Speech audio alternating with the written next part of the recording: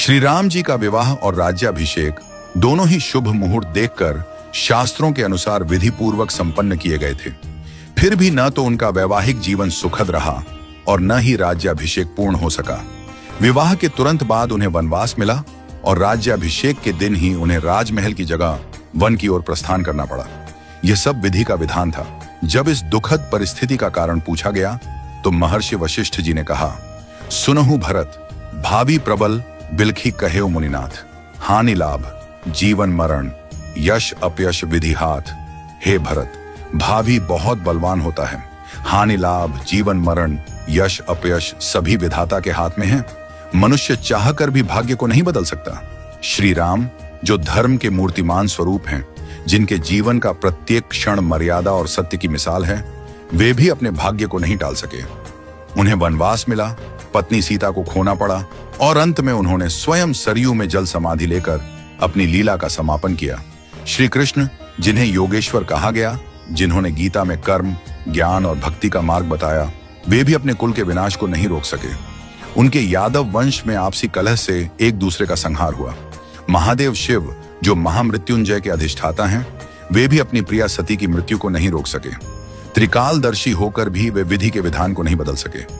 रामकृष्ण परमहंस जिन्हें दिव्य सिद्धियां प्राप्त थीं और जिन्होंने हजारों लोगों को ईश्वर का मार्ग दिखाया, वे भी कैंसर जैसी बीमारी को नहीं रोक सके।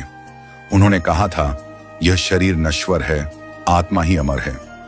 रावण जिसके पास अपार बल और ज्ञान था, जो शिव का भक्त था, वह भी अपने अहंकार के कारण नाश को नहीं टाल सका। कंस जो जानता था कि श्री कृष्ण उसका अंत करेंगे, फिर भी विवश था।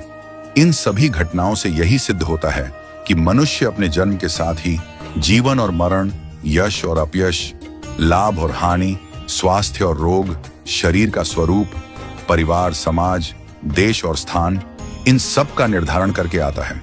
मनुष्य को यह भ्रम होता है कि वह सब कुछ नियंत्रित कर रहा है, लेकिन वास्तव में सब कुछ ईश्वर के संकेत से ही चलता है।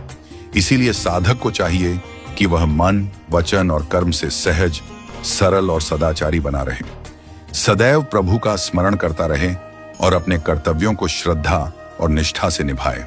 मुहूर्त न जन्म के लिए तय होता है, न मृत्यु के लिए। जब जन्म और मृत्यु ही निश्चित नहीं होते, तो बाकी सब कुछ क्षणिक और अस्थायी है। केवल प्रभु का नाम ही शाश्वत सत्य है। इसलिए सदैव ईश्वरमय रहो और आत्मा को परमात्मा के निर्देशों में लीन कर दो। यही सच्चा जीवन है। नियति को स्वीकार करना और प्रभु में समर्पित रहना। हमेशा अपना कर्म करो और बाकी सब कुछ प्रभु के ऊपर छोड़ दो। वही सब करने वाले हैं। हम और आप तो बस कठपुतली हैं जो प्रभु की इच्छा से चल रहे हैं। तो जैसा प्रभु को चलाना है वैसे ही चलते रहो और जैसा प्रभु को करना उसको होने दो।